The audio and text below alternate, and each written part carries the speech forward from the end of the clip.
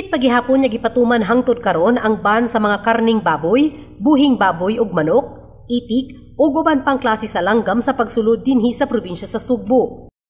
Kini aron masiguro nga dili mataptan ang mga baboy dinhi og sakit nga African Swine Fever kon ASF ug sakit nga avian flu sa mga manok, itik ug uban pang klase sa langgam. Karong napili pag-usab si Gobernador Gwen Garcia, padayon niyang ipatuman ang iyang mga pulisiya nga nakalatid sa iyang mga naunang giluwatan nga executive orders aron protektaan ang hog industry ug poultry industry dinhi sa probinsya. Padayon ang atong keeping tight border controls against the ASF nga kaning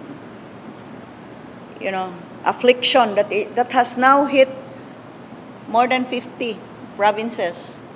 So padayon ang atong pag-prohibit sa entry of live hogs, pork and pork-related products. Gipasabot ni Garcia nga ang istriktong border controls gitumong aron protektaan ang 11 bilyones nga hog industry ug 12 bilyones nga poultry industry dinhi sa Sugbo.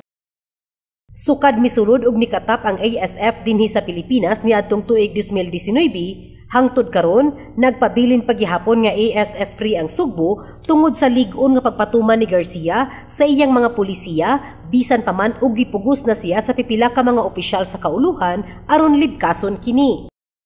Karong bag-o, miluwat siya og kamanduan nga nagdili sa pagsulod sa buhing hayupang manok ug langgam gikan sa Luzon, Mindanao ug mga nasod nga naay mga kaso sa bird flu, hinungdan nga nagpabiling luwas sa bird flu ang lalawigan.